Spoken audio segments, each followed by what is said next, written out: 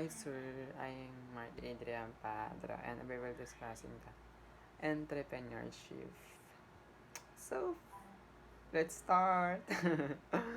Entrepreneurship. It is the act of creating a business or businesses while building and scaling it to generate a profit.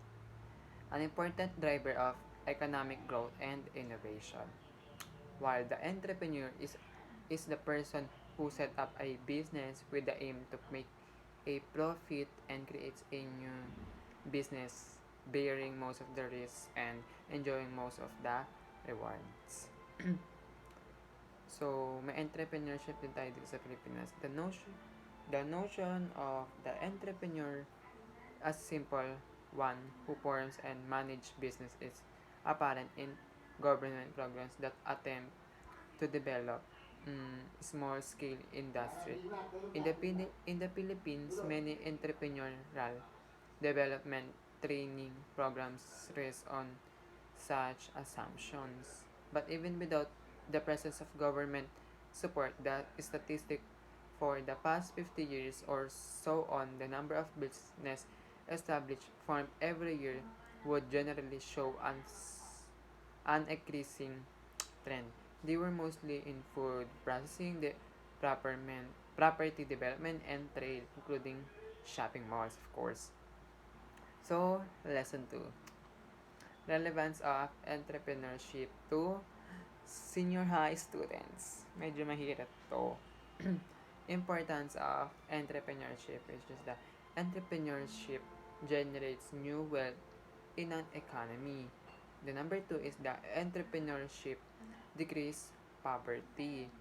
The number 3, it it creates opportunities, ensure social justice, instills confidence, and stimulates the economy. The number 4 is the entrepreneurship improves productivity. The number 4 is entrepreneurship create jobs, of course. um, the number 6 is entrepreneurship innovate. The number 7 is the entrepreneurship create give to society. Ito na yung sinasabi ko sa inyo. Yung relevance of entrepreneurship to senior high. So, the number 1 is to prepare students for livelihood even before college. The number 2 is entrepreneurship education aids students from all socio-economic backgrounds to think outside the box and nurture unconventional talents and skills. The number 3, entrepreneurship develops their initiative and helps them to be more creative and self-confident in whatever they undertake and in a socially responsible way. The number 4, it exposes students to numerous opportunities to learn how to think critically and analyze the piece on the board.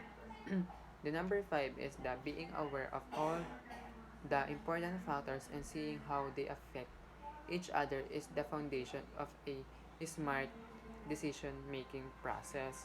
The number 6 is the student have to be exposed to real-world examples and learn from their own experience. The number 7 is the entrepreneurship education requires students to innovate, creative, and collaborative with others.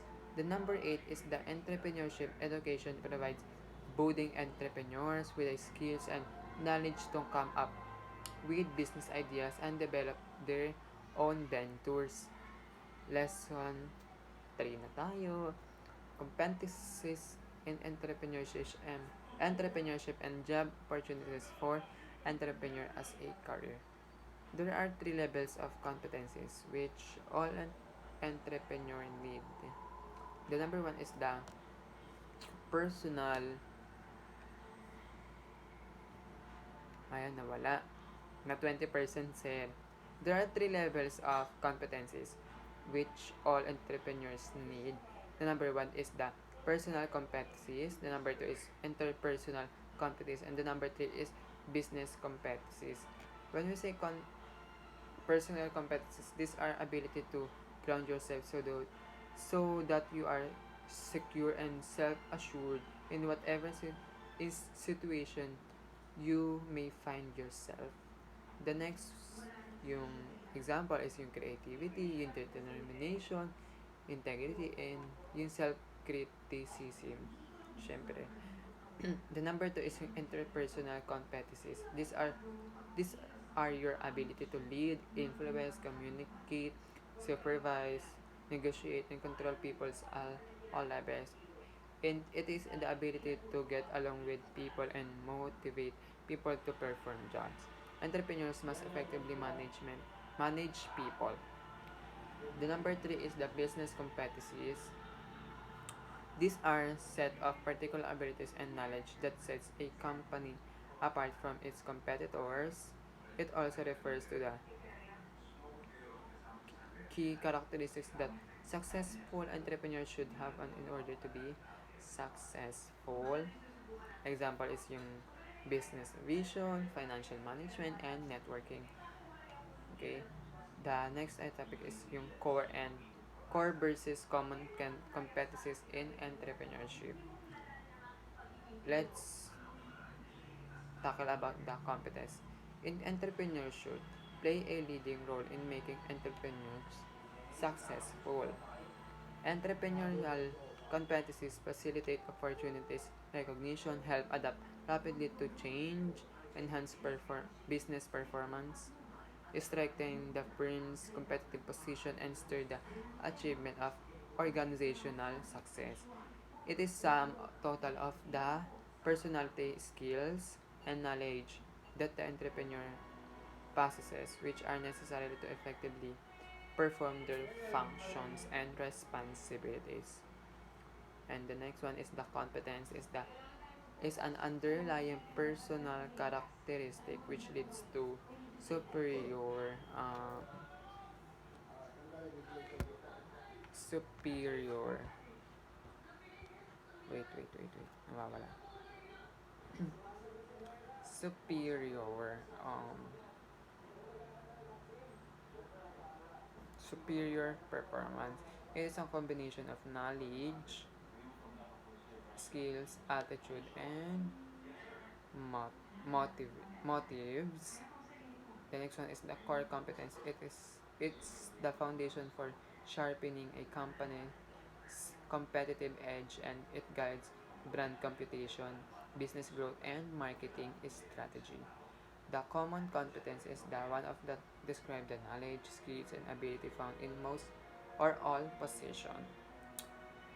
Job opportunities for entrepreneurship as a career. If you're an aspiring entrepreneur, there are different career paths you can take to turn your dream into a reality. Which path you choose will depend on your experience, skills, finances, and flexibility, as well as your goal for the future. Thank you. And that's all, sir. Thank you.